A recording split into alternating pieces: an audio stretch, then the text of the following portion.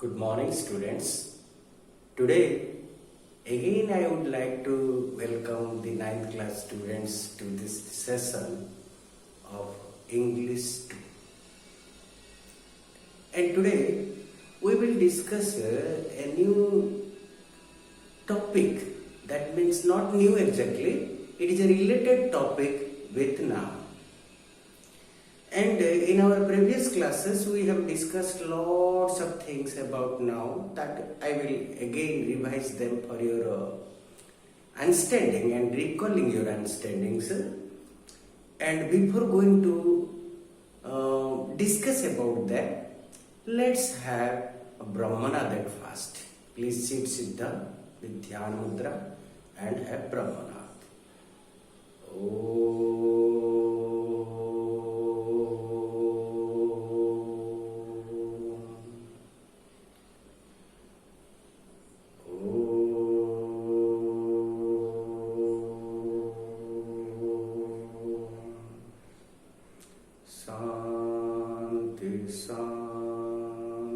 Shanti. Relax. Okay, so please welcome to this class. You see, in continuation to our topic now, the correct use of noun, we have been discussing about them for several classes. And let me today recap, that means revise what we have discussed till date. Okay, so in this topic you see correct use of nouns.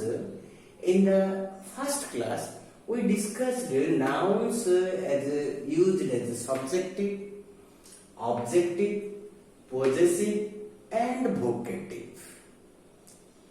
They are different functions at different situations and places.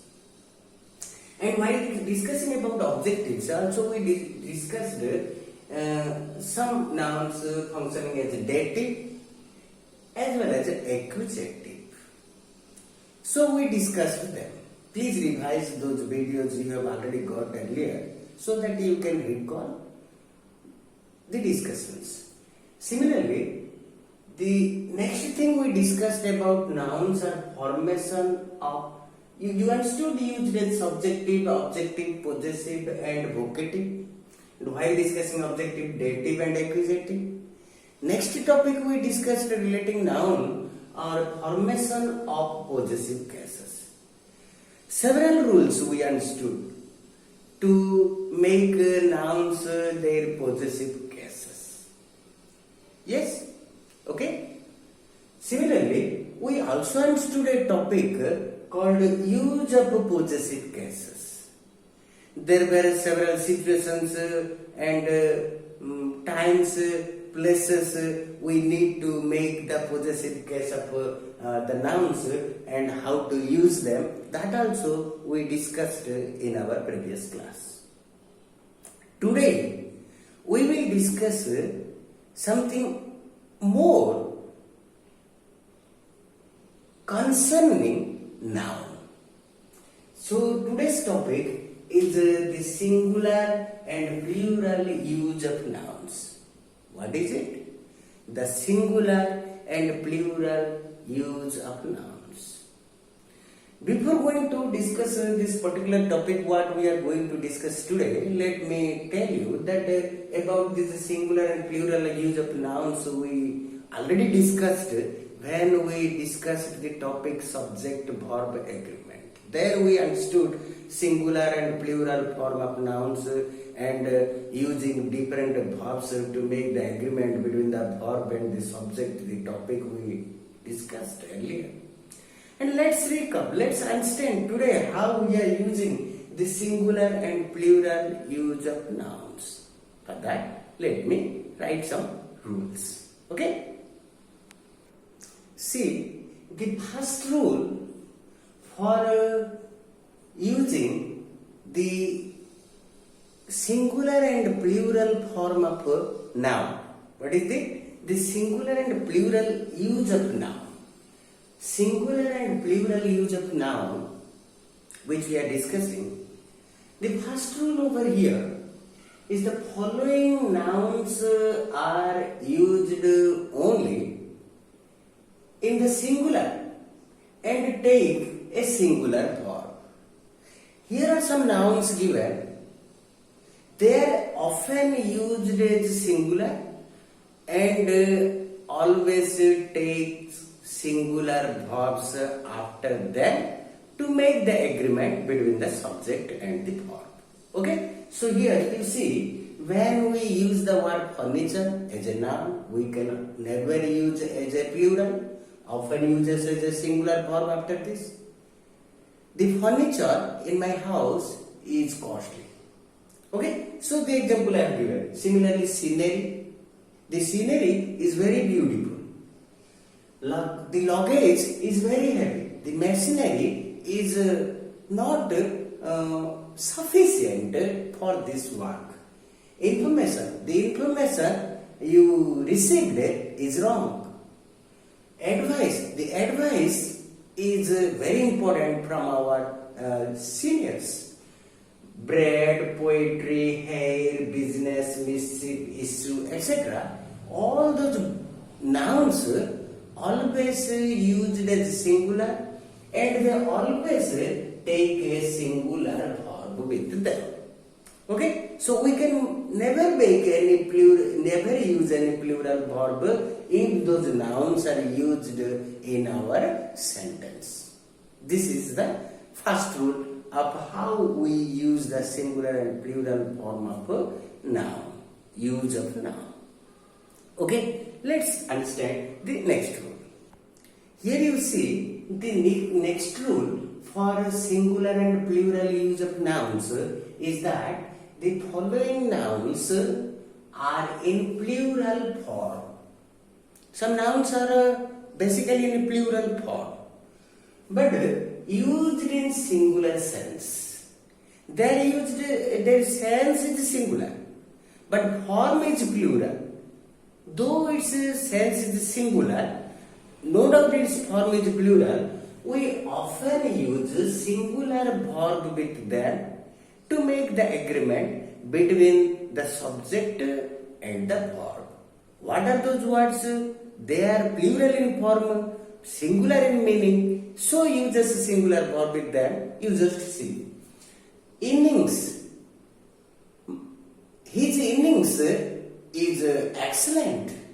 So no doubt it ends with S. Normally we think it is a plural subject, plural noun, but exactly it is not plural. It is plural in form, singular in meaning. Therefore, we use a singular verb with them.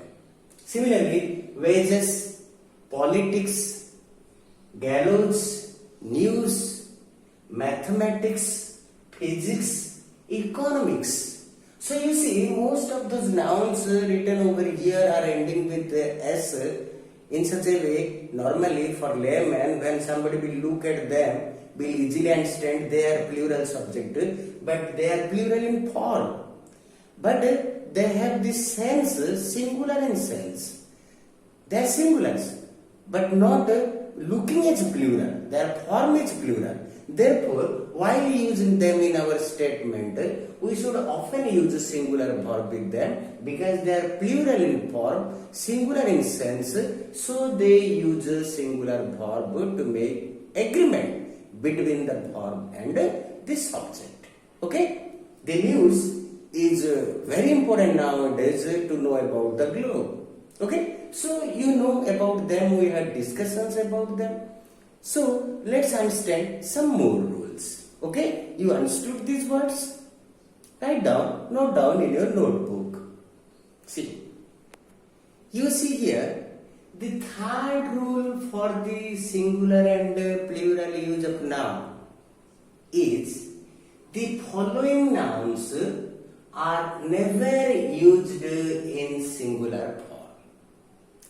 There are some nouns we can never use them as singular forms. They are often used in plural forms as well as using plural verbs with them to make the agreement between the verb and subject. You see, what are those nouns? They often are used in plural forms. You see, riches. Riches is a word, it ends with S, but its formation is plural as well as its sense is plural, so it often uses plural verb with this. Similarly, contents. Contents is also in plural form and also with plural sense, so uses a plural verb with them. The contents are much, a lot for this level of students. The contents are very clear. You can better understand. So, similarly, circumstances. Circumstances. Circumstances is also in plural form with plural sense and uses a plural verb followed by this. Similarly, thanks is also can never be used as a singular. It is often used in plural form, not in singular form. We can never use them, and always if used in our sentences will certainly be followed by a plural verb. Similarly, arms and means, they are also often used in plural form and often take a plural verb with this. But you see, here the means is a word. If we think that means are several means, more than one, then it follows a plural verb. If we think it is a singular means, singular idea, singular technology, then we can use a singular verb with this.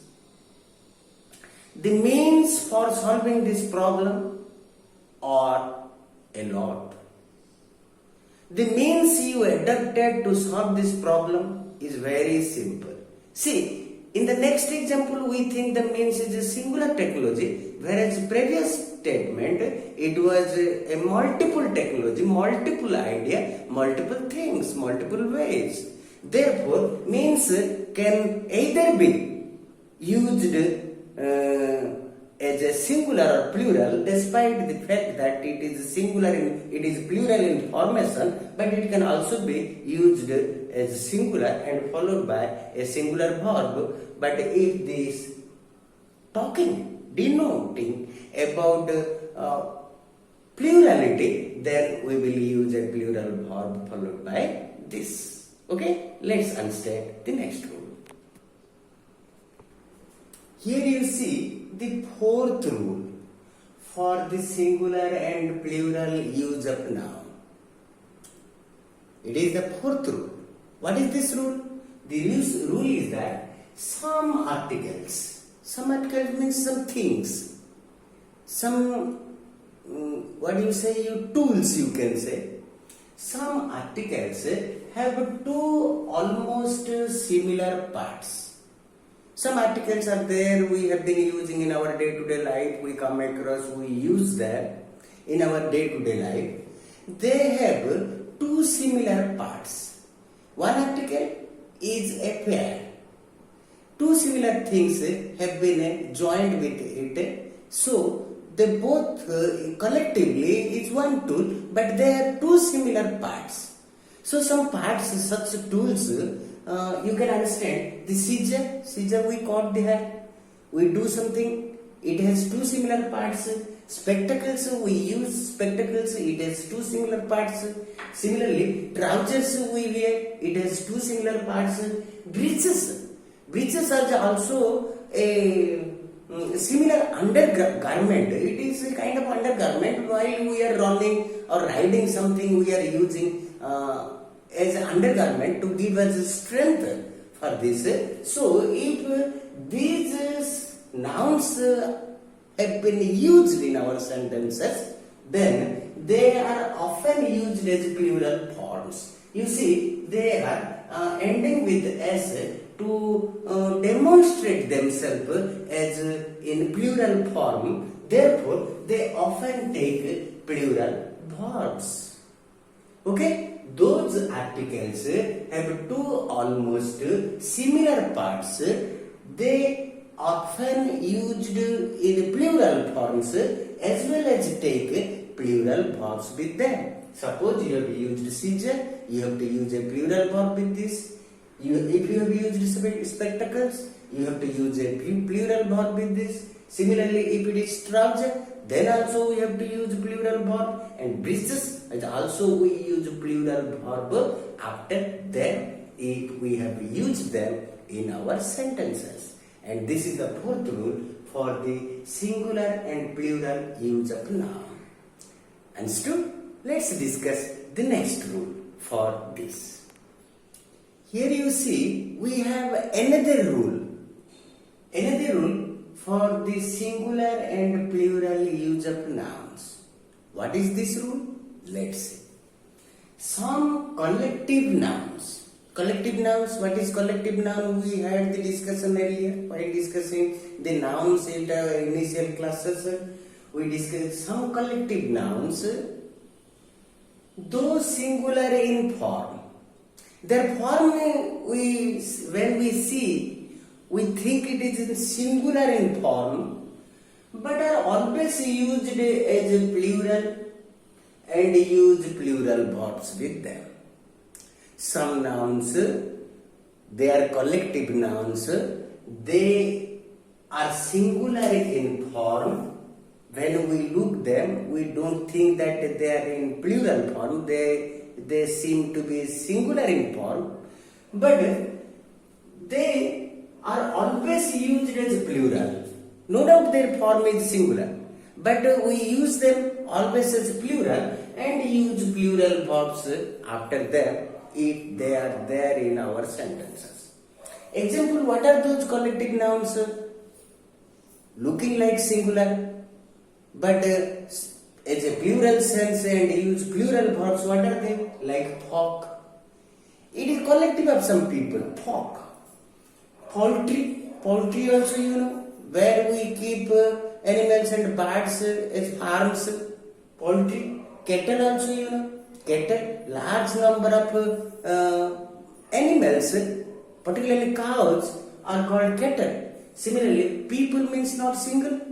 It doesn't have any word to demonstrate it is in a plural form, but it seems to be a singular form, but it is plural sense, so use plural verbs after them. Gentry. Gentry means, you know, gentry means some sophisticated people in the society. They are just below the nobility, or the kings and noble people, just below elite, noble people, some gentry people. Those are sophisticated people in our society, a group. Collectively, they are called gentry. They seem like singular, but they have the plural in sense. Therefore, they use plural verb after them in the sentence to make the agreement between the subject and verb. Similarly, vermin. Vermin means, you know, vermin means some animals, some insects, those who are dangerous for our crops and our farm animals. They are dangerous insects, you can say dangerous animals, also called vermin. Those who dangerously affect our crop, our animals in the farm, to cause disaster, they are called vermins. So you see, these words seem like singular in form, but they are plural in sense. They are collective nouns. Therefore, we often use a plural verb with them to make the agreement between the subject and verb. So, according to this rule, we can use the singular and plural form of noun followed by the singular or plural of the verb to make the agreement. Okay, let's understand the next rule. Here you see the next rule for the singular and plural use of nouns. What is this rule? Rule number 6 says a noun when used as an adjective. If a noun used as an adjective never takes the plural form. It never takes the plural form. If a noun used as an adjective, it never takes the plural form. It is often considered as a singular. You see, here I have a 5 rupees note. Here is a note. 5 rupees note means here the rupees is used as an adjective. Rupees is used as an adjective. But though it is plural in form also, it never considered as plural. It is often considered as singular. Therefore, we have used a to demonstrate its singularity.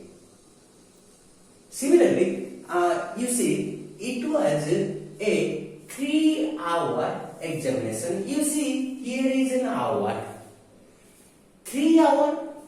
It seems it is plural, but it functions as an adjective over here. Examination is a noun, and before that, hour is also a noun, but here it functions as an adjective. Therefore, we can never consider it is a plural noun, so we have used a before this.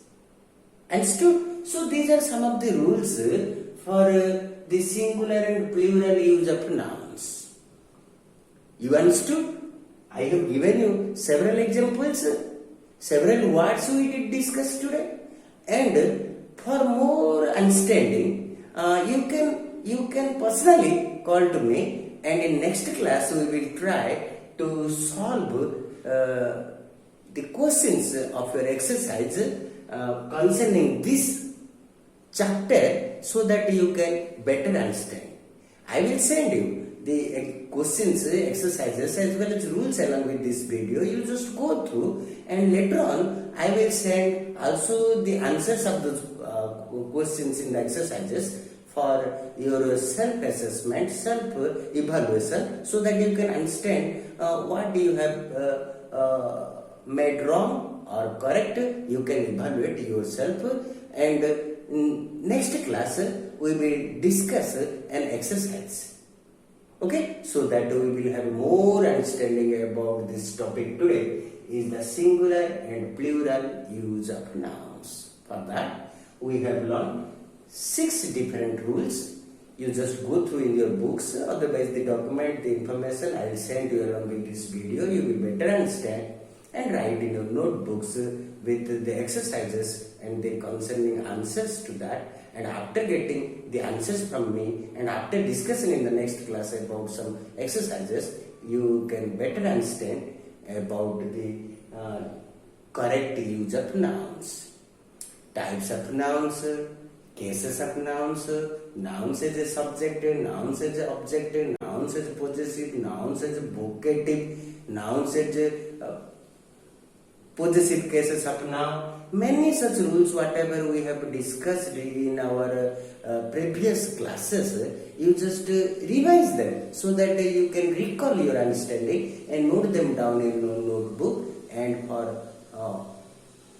any doubts, you can personally communicate with me. You have my number. Okay? For today, only this much. Next class, we will discuss more. Thank you.